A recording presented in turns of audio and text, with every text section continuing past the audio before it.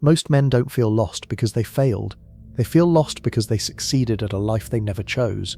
This is what happens when a man decides to choose himself. Section 1. The injuries no one talks about.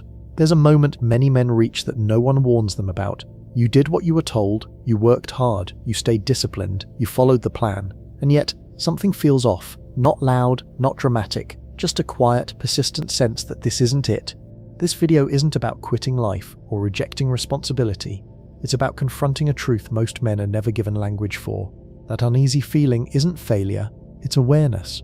For years, masculinity has been framed as endurance. Push forward, provide, conform. Don't question the path, just walk it.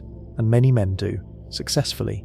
But somewhere along the way, the rewards start feeling hollow, the milestones stop satisfying, and the pressure to maintain appearances quietly replaces the joy of progress. What no one tells you is this: fulfillment isn't guaranteed by doing everything right. In fact, the more a man lives by expectations that aren't his own, the more disconnected he becomes from himself. This disconnection doesn't show up as anger or rebellion at first. It shows up as restlessness, as mental fatigue, as a longing for silence, a desire for space, not from life but from noise, not from people but from constant performance.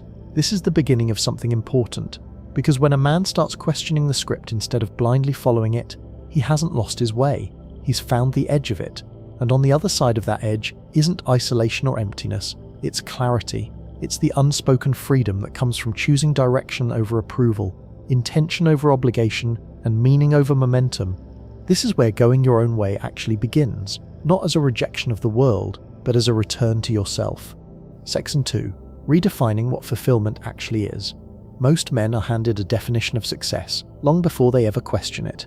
Get the job, climb the ladder, build a family, stay respectable, don't deviate. This formula is repeated so often that it stops feeling like advice and starts feeling like law. But here's the uncomfortable truth. Just because a path is common doesn't mean it's aligned. For many men, fulfillment becomes confused with compliance.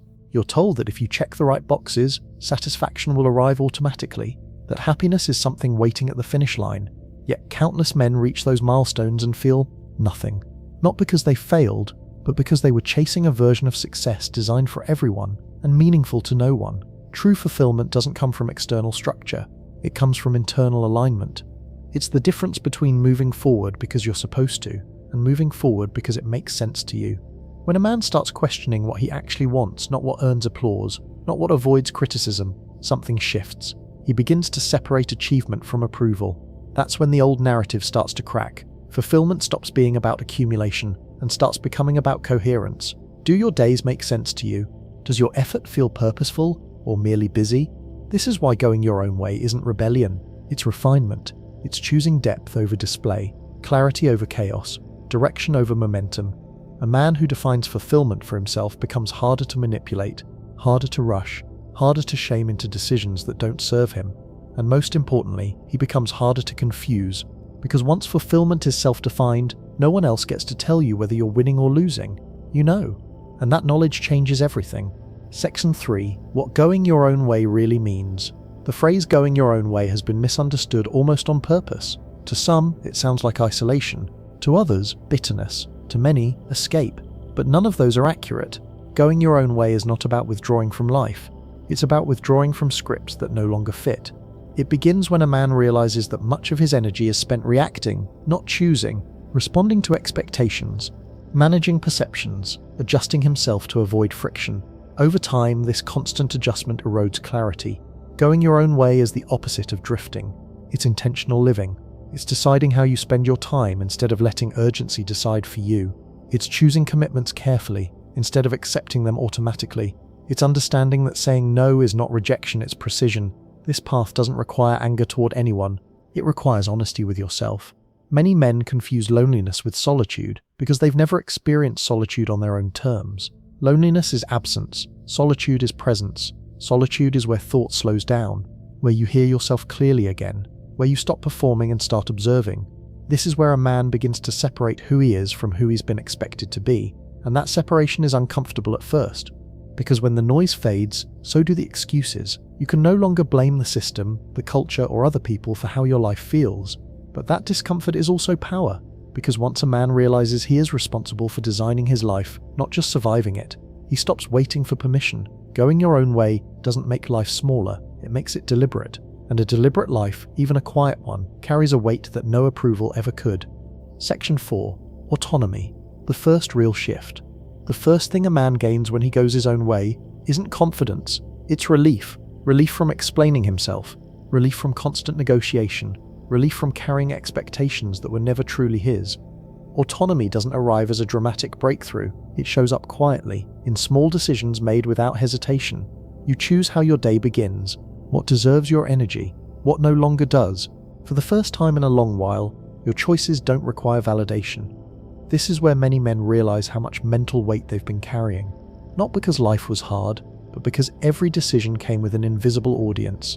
Parents, peers, partners, society. Autonomy removes the audience.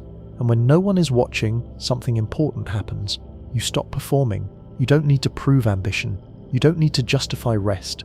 You don't need to explain why something matters to you. You just act. That simplicity rebuilds self-trust. A man who trusts his own judgment moves differently. He speaks less but with more certainty.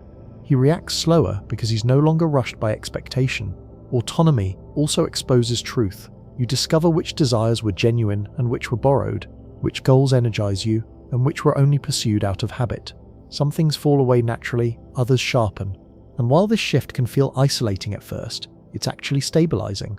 Because a man who governs himself doesn't need to dominate others. He doesn't seek control. He already has it, internally. This is why autonomy is threatening to systems built on compliance. A man who can stand on his own decisions is harder to pressure, harder to guilt, harder to steer. Not because he's stubborn, but because he's anchored. And once that anchor is set, everything else, confidence, direction, freedom, grows from it naturally. Section 5. Self-discovery without performance. One of the most unexpected gains of going your own way is silence. Not the absence of sound, but the absence of pressure. When no one is watching, judging, or measuring your progress, curiosity returns. You start exploring interests without asking whether they're impressive, profitable, or approved. This is where real self-discovery begins. For most men, identity was built around usefulness, what you provide, what you endure, what you produce, rarely around what genuinely absorbs you. Without performance, hobbies change. Learning feels different. You read because you want to understand, not because it signals intelligence. You build skills because they challenge you, not because they raise status. This shift is subtle but profound. You stop asking, does this make sense to others? And start asking, does this make sense to me? That question filters everything. Some interests fade once they no longer serve image or validation. Others deepen, becoming sources of focus and calm you didn't know you were missing. This is also where self-worth begins to stabilize, not because you achieved something visible, but because you followed through privately. Progress made without applause builds a different kind of confidence. Quiet, durable, unaffected by trends. You also begin to notice how much mental space comparison once occupied. Who was ahead? Who was behind? Who was watching? When that comparison disappears, attention turns inward, and for many men, that's unfamiliar territory. At first it can feel empty, but that emptiness isn't loss, it's room. Room to think clearly, room to refine values, room to decide who you are when no one is scoring you. Self-discovery without performance doesn't make you smaller, it makes you coherent. And a man who is internally coherent doesn't need to announce himself. His direction speaks for him. Section 6. Financial and time sovereignty. One of the clearest shifts a man experiences when he goes his own way is how he relates to money and time. They stop being symbols, they become tools. For years, financial success is framed as comparison. Who earns more? Who upgrades faster? Who looks more accomplished from the outside? But once you step away from constant validation, money loses its role as a scoreboard. It becomes directional. Instead of asking, what does this say about me? You ask, what does this allow me to do? That question changes everything. You spend with intention, you save with purpose. You stop chasing things designed to impress people you don't actually want to live like. The same shift happens with time. Time is no longer something to fill or justify. It becomes something to protect. You notice how much of your life was structured around obligation instead of alignment. Meetings that led nowhere. Commitments made out of guilt. Schedules designed for momentum, not meaning. Going your own way simplifies this. You design your days instead of reacting to them. You allocate hours to what restores focus, not just productivity. You learn that rest isn't laziness, it's maintenance. This sovereignty feels uncomfortable at first, because when you stop being busy for appearances, you have to face how you actually want to live, and that requires honesty. But once that honesty settles in, something stabilizes. You're no longer racing against invisible competitors. You're no longer measuring progress by noise. Your life begins to move at a pace that matches your values, and that alignment between time, money, and intention creates a freedom that doesn't announce itself. It simply holds. And a man who holds his time and resources with clarity is no longer easy to rush, pressure, or control. Section 7. How relationships change, not disappear. One of the biggest fears men have about going their own way is losing connection. They imagine distance, isolation, a shrinking world. What actually happens is more precise than that. Relationships don't vanish, they recalibrate. When a man stops performing for approval, he also stops attracting relationships built on performance. The constant need to impress fades, so does the need to tolerate dynamics that quietly drain energy. This is where many connections fall away, not through conflict but through irrelevance. Small talk loses appeal. Obligations without meaning stop making sense. You become less available for relationships that exist only out of habit. What remains is different. Conversations slow down. They deepen. They're based on mutual respect instead of roles. When you operate from self-respect, you no longer chase connection. You allow it. This creates a subtle shift in attraction as well. People respond differently to a man who is not seeking validation. There's less urgency in his presence, less need to prove, more steadiness. That steadiness is grounding. Some relationships grow stronger because they were always rooted in authenticity. Others dissolve because they depended on who you used to be, not who you are becoming. And that's not loss, it's alignment. You also become more selective with emotional access, not closed, intentional. You listen more carefully, you notice consistency, you recognize when words and actions match. This discernment doesn't make you distant, it makes you present. A man who chooses himself doesn't reject connection, he raises its standard. And when connection meets that standard, it feels lighter, not heavier. Because relationships built on shared values don't require constant maintenance, they support growth instead of competing with it. Section 8. The strength of a smaller circle. As a man goes his own way, his circle doesn't expand, it sharpens. This is one of the quiet truths no one talks about. Freedom doesn't bring more people into your life, it brings the right ones closer. When you stop filling space for the sake of company, tolerance for shallow connection drops naturally. You're no longer interested in being surrounded, you're interested in being understood. A smaller circle allows for that. Here, relationships aren't built on constant availability or emotional performance. They're built on trust, shared values, and mutual respect. No one is competing for attention, no one is keeping score. This is where real brotherhood forms. Men who walk their own path recognize it in others. There's less explanation needed. Silence is comfortable. Conversations don't need to be entertaining to be meaningful. Support in this circle looks different too.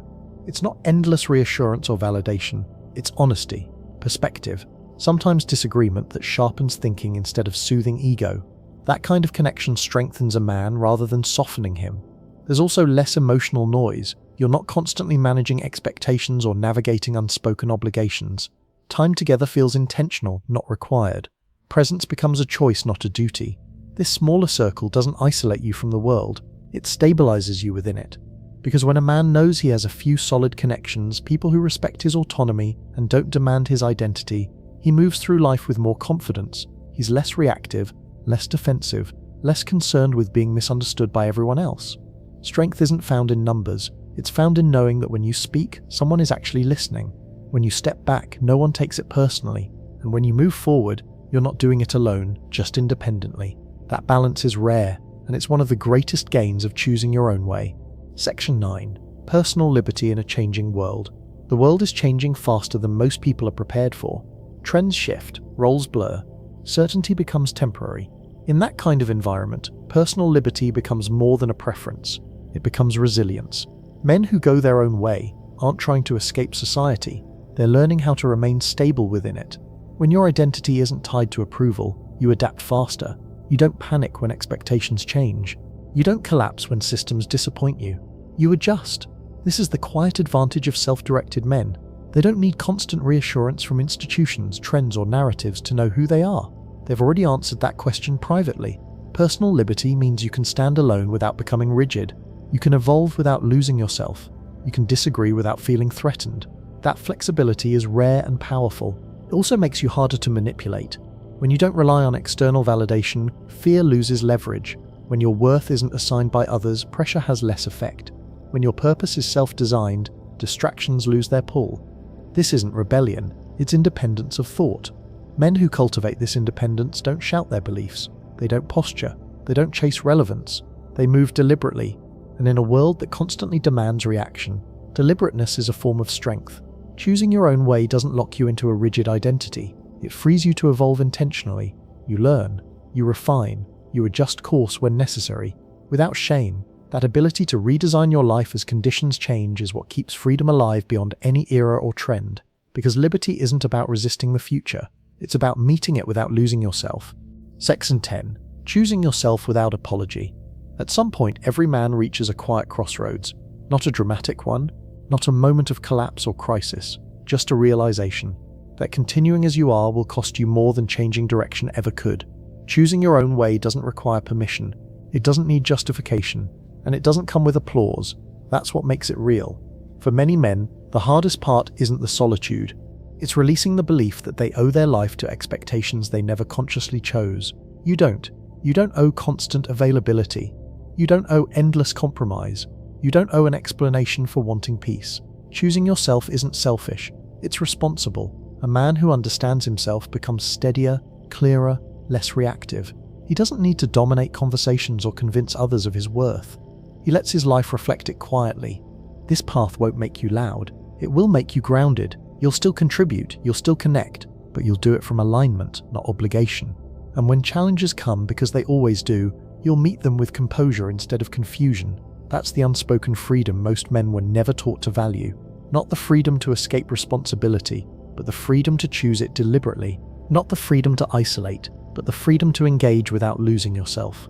Not the freedom to reject the world, but the freedom to move through it on your own terms. If this message resonates, it's not because something is missing in you.